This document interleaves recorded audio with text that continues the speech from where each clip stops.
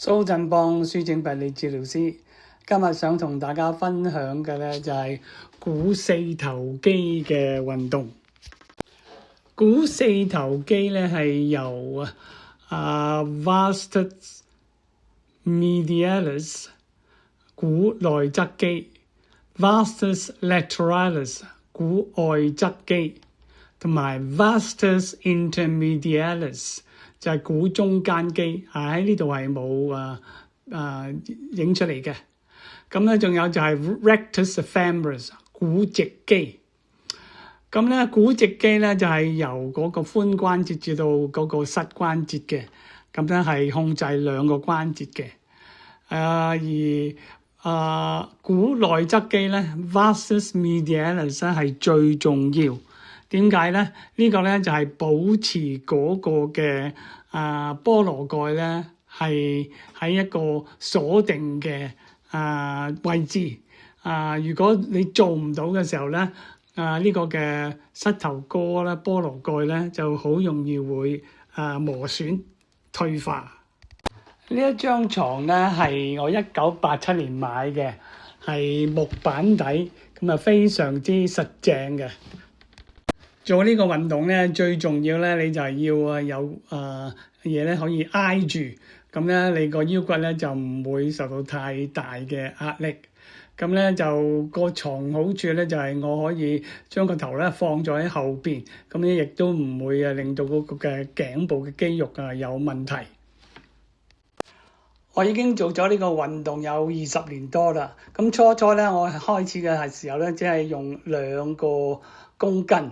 咁咧後尾就慢慢加到5公斤，然後而家咧就係加到7公斤嘅。首先咧，我將一個5公斤嘅沙包咧就綁喺我嘅腳踭嘅附近。咁咧，然後咧我就用另一個2.27 kg 就擺喺佢嘅上邊。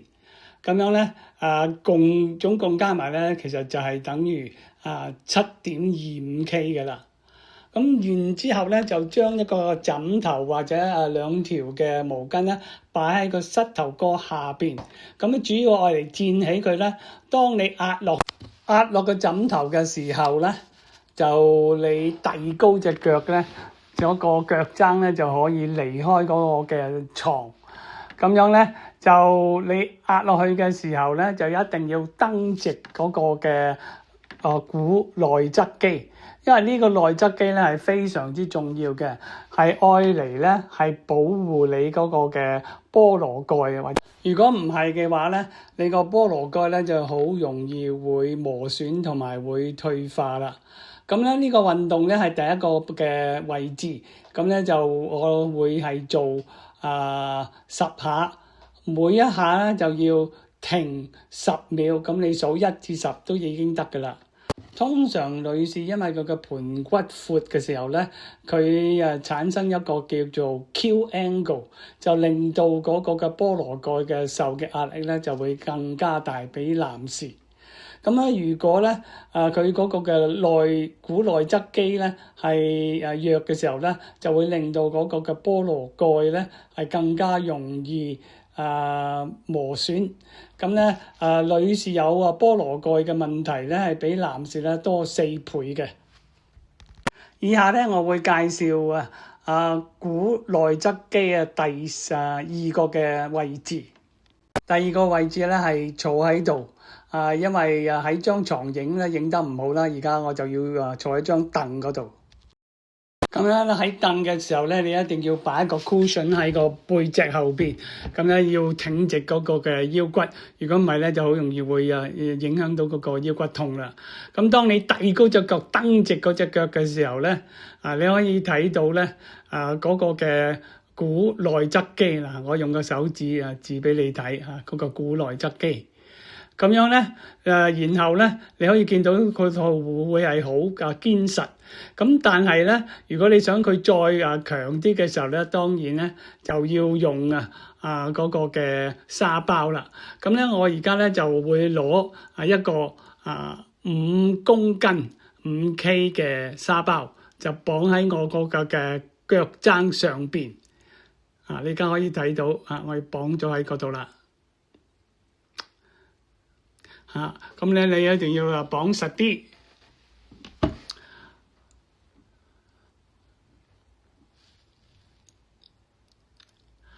綁完咗之後咧，我就再喺個上邊咧加一個2公斤嘅黑色嘅沙包就擺喺上邊。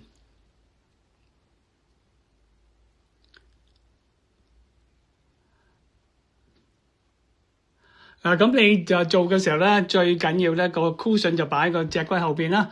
然後咧，你兩隻手咧就按壓喺嗰個嘅凳嘅側邊咁樣嘅時候咧，當你提高嘅時候咧，你個腰骨受嘅壓力咧就唔會太大，而影響到你會有腰骨痛。當你蹬直嘅時候咧，你睇到咧嗰個肌肉咧就更加嘅明顯嘅咁樣咧你就hold 住。大約係10秒咁咧就做10下咁就得噶啦。而家咧我用手指指住個股直肌。